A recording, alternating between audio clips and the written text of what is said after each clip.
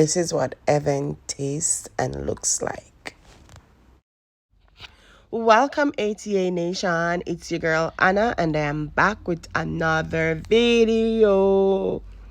Don't forget to like, subscribe, share and comment. Remember to turn your post notification bell on so that you will be notified whenever I do post another video.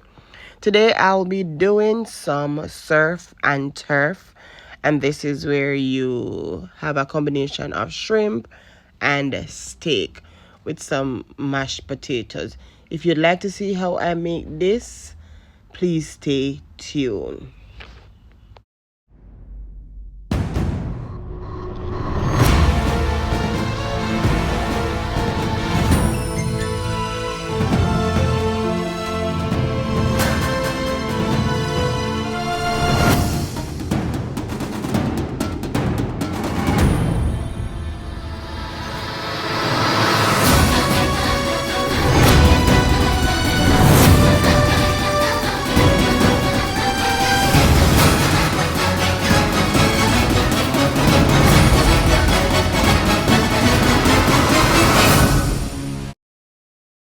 So to begin our preparation, we are going to start with our mashed potatoes, and this is where you'll need some Irish potatoes.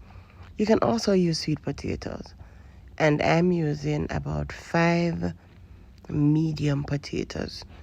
You can use more or less depending on your amount of serving, but I'm making a serving for 3. So for me and my son, plus I want lunch to take to work tomorrow. So 3 servings, right? And I'm just peeling the potatoes. There's no specific way to peel potatoes. You can use your knife or you can use a potato peeler. Once I've completed peeling the potatoes, I'm going to cut them and dice them. You can cube them, dice them, whichever you want. And it's just to make it easier to cook. There's no special techniques in cutting the potatoes either because we're going to mash them. Okay, so you don't have to cut it in a style or in a specific shape. I'm just dicing or cubing just because I want it to be easier to mash and easier to cook. So once I've completed cutting all my Irish potatoes, and as I said before, I did 5 medium potatoes. Once I've completed cutting all of them, I'm then going to wash them. And when I wash my potato, I add a little salt to the water. And I don't know, I grew up seeing my grandmother doing that and I started doing it. So now I'm going to add my potatoes or the potatoes to the pot, a pot of water. And the water is supposed to be enough to cover the potatoes. And once the water is enough, I'm going to add the potatoes to the water. And I'm going to cook the potatoes for 10 to 15 minutes. Nor if you want it to be cooked or well done, you have to cook it a little over the amount of time that it would take for it to be cooked. So because I don't want to have any problem when I'm mashing the potatoes, I want it to be overcooked. Hope you understand what I'm saying. So I give it a little bit more time. So once I've completely added the potatoes to the pot, I'm just going to cover and allow it to cook. In this water, I'd add a little bit of salt, a pinch of salt just for taste.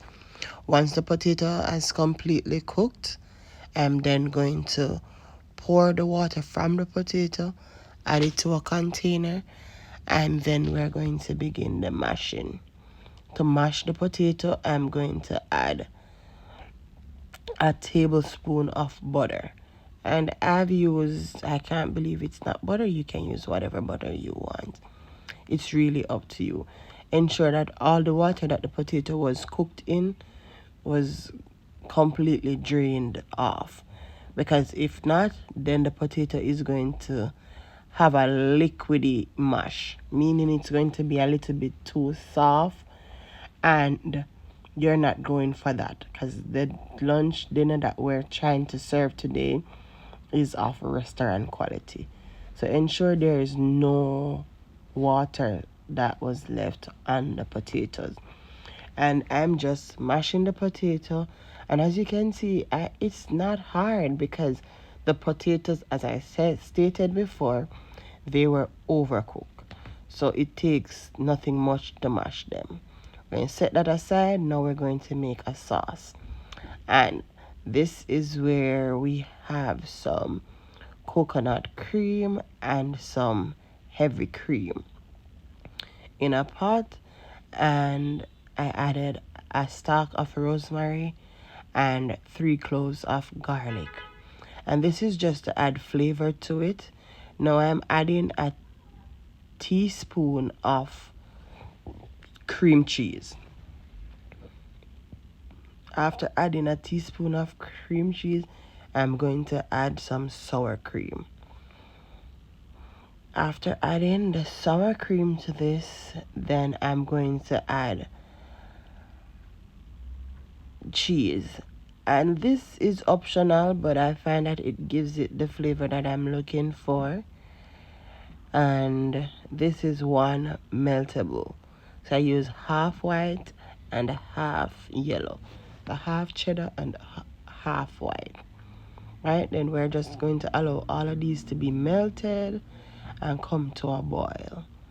Right, so the flavor from the rosemary and the garlic is being diffused into the sauce, and I'm telling you, just to smell this, it is breathtaking. Now we're going to add some black pepper.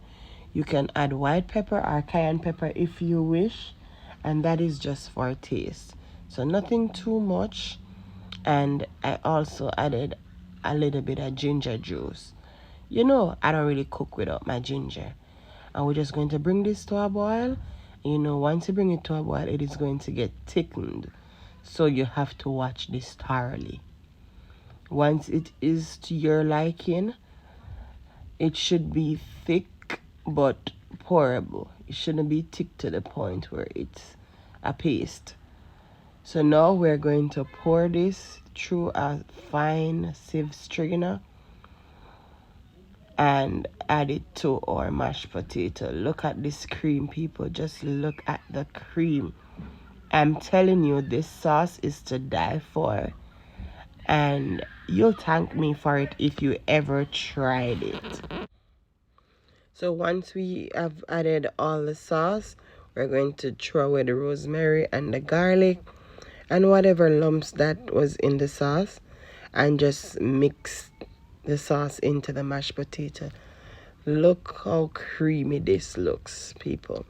And with all those flavors diffused in this, trust me, you can almost taste this while I make it.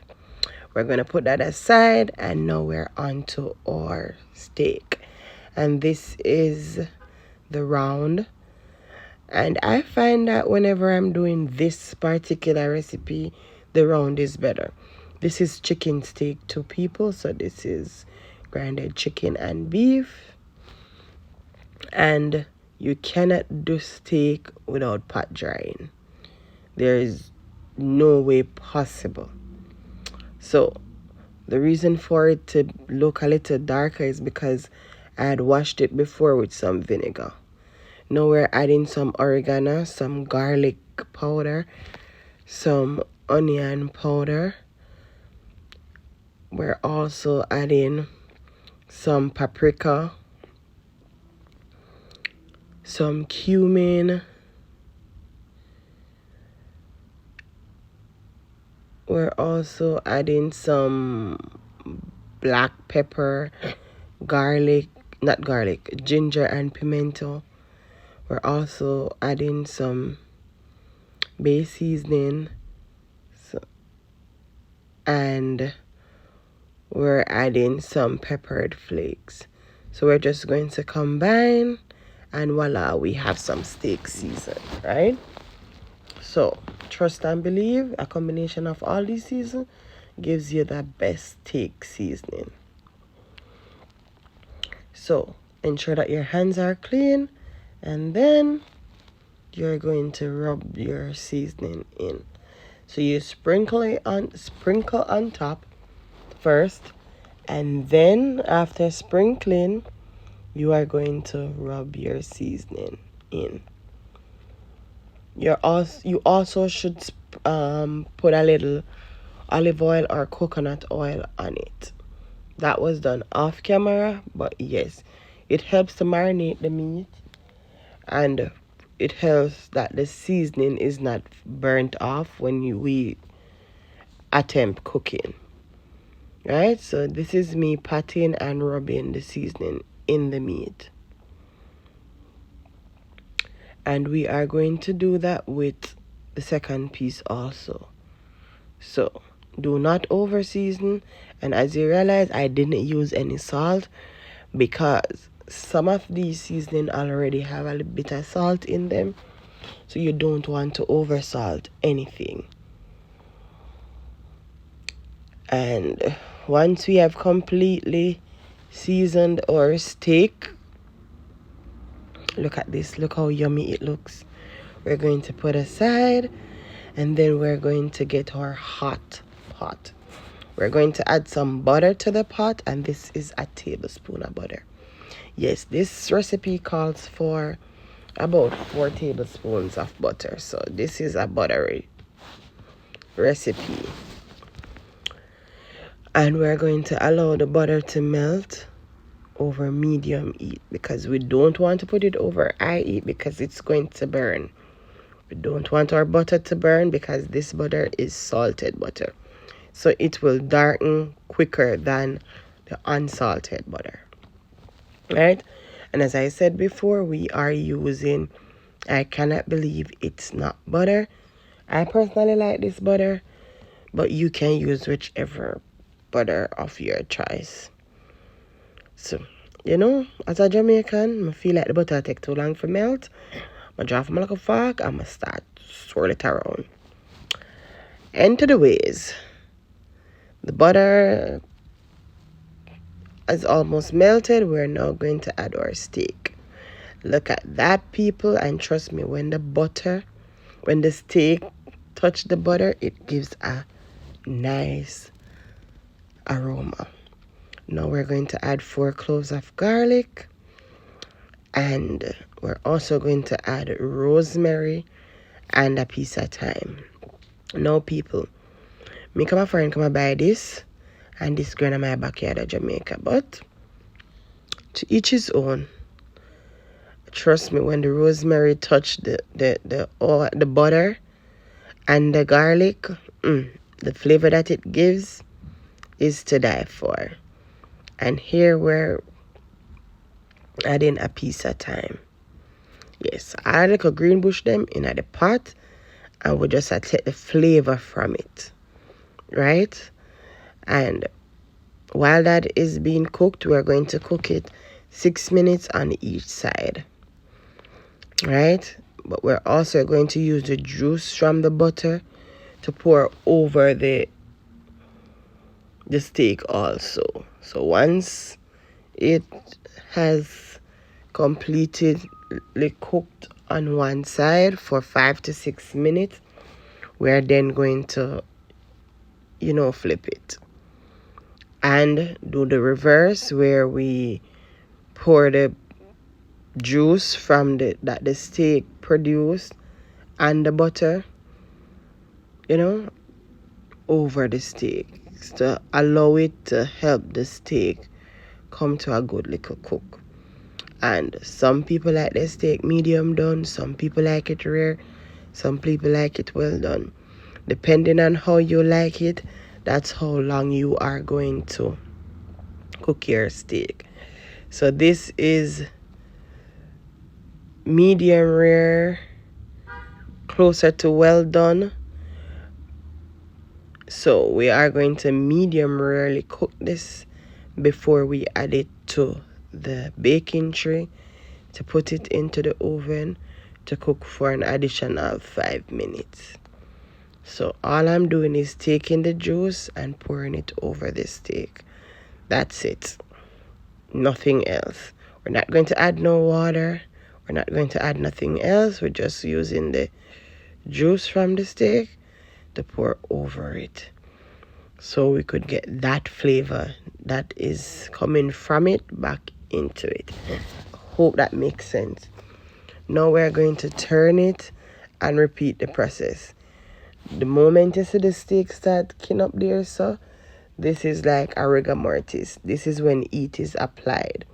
So this does not mean it is completely cooked. It means that the method of cooking is taking place. Okay, so now we're going to take it and put it in our baking tray. You still can see a little bit of bloody water through this, and it's the reason I'm going to put it in the oven. This is all the juice that was left in the pot. We're going to add the garlic, and we're going to add the rosemary also. So no more liquid was added to this, and then we're going to put that in the oven. Now in a pot, we're going to have 1 tablespoon of butter, and this is to cook our shrimp. You cannot have a surf and turf without shrimp. And we have 10 to 12 shrimp, and we're just going to, stir this into the butter. There was no season added to this because we're going to season it in the pot. And we're going to use a little of the seasoning that we also use to season the steak. No new seasoning is needed because we're going for a specific flavor. And this is going to cook for 3 to 4 minutes. As you can see, they were already cooked shrimp, so it does not take a long time. We just want the flavor to be dispersed from the shrimp and the butter, to add a little bit more flavor to our potatoes when we serve, right? And after 2 to 3 minutes, you can turn the stove off and put this aside, because as I said before, shrimp doesn't take a long time to cook. Look upon these people, the shrimp then just look nice and yummy. I just want to start eat before the food done. You see, you guys have to watch it, but I also have to smell it. So just imagine what I'm going through. Now we're going to plate our food. So we're going to get a plate, and we're going to add our mashed potato first. We're not going to cup it or nothing. Just create a good little base. Then we're going to add our steak. Look how juicy that look. This is close to well done. Because if you overcook the steak, it can become a bit rubbery. And that is what we do not want. And I'm adding a little bit of the juice over it. Because remember now, the mashed potato is not fresh, but it's not salty. So the flavor will come from the steak and the shrimp. Now we're just packing the shrimp on top of the steak, and hence the reason for the name surf and turf. And oh god, my mouth is springing water as I'm watching this and doing this voice over. Now this would have been greatly paired with some asparagus, but I didn't have any asparagus, and I wasn't going to go outside just to get some asparagus, So top it off with a little piece of rosemary, and we had some garden salad on the side. But we're Jamaicans, so we always want like vegetable, but we're not gonna put it on the plate. It is not professional to put the salad on this plate. This is served just like this. Tell me, what do you guys think of this? Isn't it mouth-watering? Isn't it to die for? Look at that juice. I'm giving you a close-up. Just look at this. If you do try my recipe, don't forget to tag me. Don't forget to comment down below Don't forget to share me out and also comment which recipe you'd like to see me try. Until next time, it's your girl Anna. Take a bite into this scrumptious meal with me. Bye.